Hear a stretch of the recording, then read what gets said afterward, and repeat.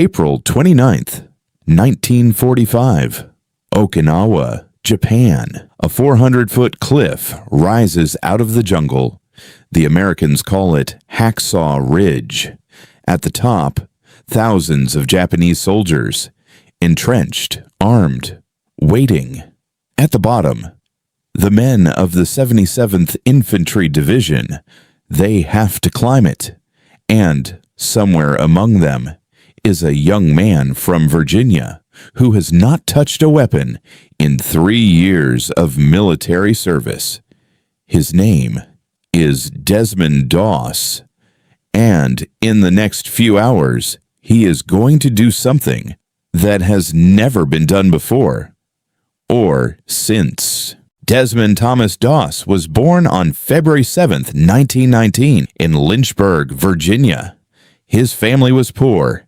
His father, Thomas, struggled badly after the Great Depression. He drank. He fought.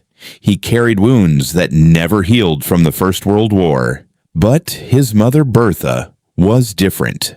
She was a devout Seventh-day Adventist, and she raised Desmond and his siblings with two things above everything else: faith and the Bible. On the wall of their home hung a picture of the 10 Commandments. Desmond stared at it every day as a child.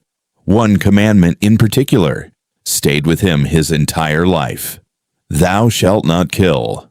Not as a suggestion, not as a guideline, as a promise. When Japan attacked Pearl Harbor on December 7th, 1941, America went to war. Desmond was 22 years old and working at a shipyard in Virginia, a job that would have kept him safely out of the draft.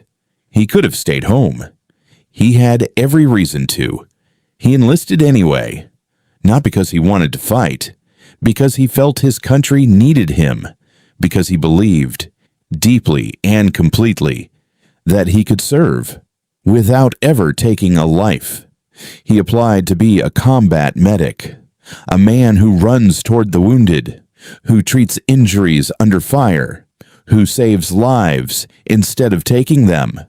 The Army agreed. Then basic training started, and everything went wrong. His unit couldn't understand him. Men mocked him openly, called him a coward, a yellow belly, a religious fanatic. They threw boots at him while he prayed at night. They told him he'd get them all killed. One sergeant tried to have him court-martialed, claiming Doss was unfit for a combat unit. The charge was insubordination. The real reason was simple. They didn't believe a man without a gun could be trusted. The court-martial failed. Desmond Doss was going to war, and he was going without a weapon. Before Hacksaw Ridge, Desmond served in Guam and the Philippines. He saved men there too, crawled through enemy fire to reach the wounded, dragged soldiers out of danger, treated injuries in the middle of firefights. His unit slowly began to understand. This man was not a coward. This man ran toward the bullets every single time with nothing but his medical bag and his hands. By the time the 77th was ordered to Okinawa in April 1945, something had shifted. The men who had mocked Desmond Doss now wanted him nearby, not because they pitied him, because they had watched him work. Because when you are bleeding in the dirt, with Japanese fire coming from 3 directions, you want Desmond Doss to be the man looking for you. The Maida Escarpment, 400 feet of jagged volcanic rock rising straight up out of the jungle. The Americans called it Hacksaw Ridge because of what it did to the men who tried to take it. The Japanese had spent years fortifying the top, a labyrinth of tunnels, caves, and hidden gun positions. Every path was covered. Every approach was watched. May 2nd, 1945, Desmond and B Company climbed to the ridge. For days they fought, grinding, brutal combat in a landscape that seemed designed specifically to kill Americans. And then, on May 5th, the Japanese launched a massive counterattack. It was overwhelming. The Americans had no choice. The order came down. Fall back. Get off the ridge. Now. The men began retreating to the edge of the cliff. Every man who could move, moved. Desmond did not move. He looked out across the plateau, scattered everywhere, wounded soldiers, men who couldn't walk, men who were bleeding out, men who would die if they were left on that ridge. Desmond made a decision. He was not leaving.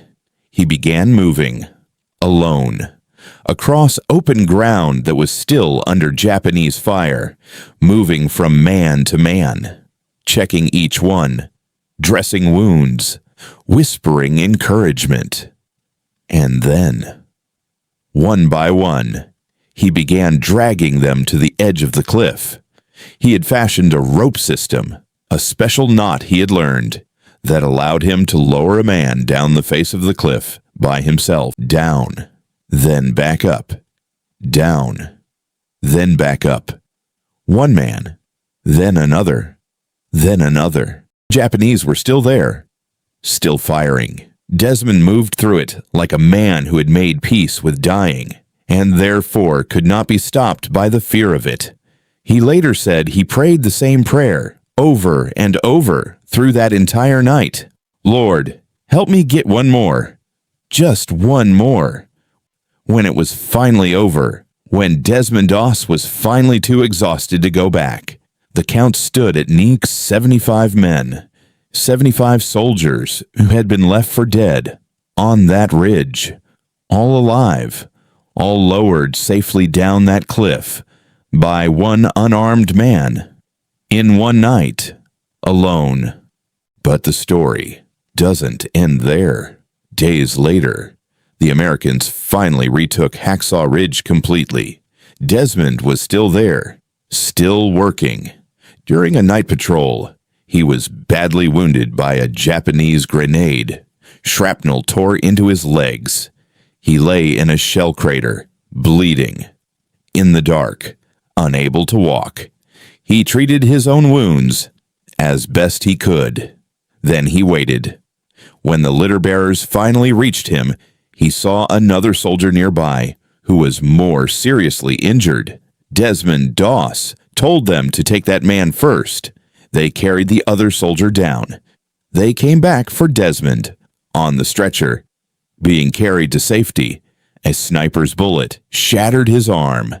Desmond Doss climbed off the stretcher. He did not want his bearers to risk their lives for him.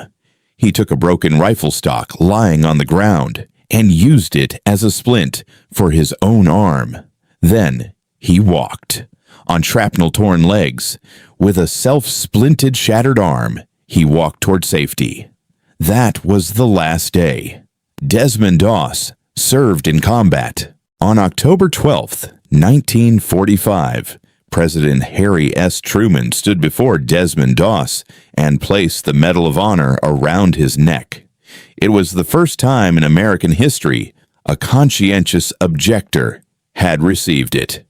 Truman looked at him and said, "I'm more proud of this than if I were giving it to a general." Desmond came home to Virginia. He spent years recovering. The grenade wounds had damaged his legs badly. The tuberculosis he caught in the Pacific cost him a lung. He was deaf in one ear from the constant shelling. He never complained about any of it. He worked. He farmed. He raised his family. He attended his church. When people asked him about Hacksaw Ridge, he told the story simply, quietly, without drama, without ego. He always said the same thing. He was just doing what needed to be done. Desmond Thomas Doss died on March 23, 2006. He was 87 years old. He had outlived most of the men he saved. He had outlived the war that defined him. He had outlived every expectation anyone had ever placed on him. The boy from Virginia, who refused to touch a gun, who was mocked, threatened, and nearly court-martialed, who climbed a 400-foot cliff into enemy fire without a weapon, who lowered 75 men to safety, and then asked to go back for one more.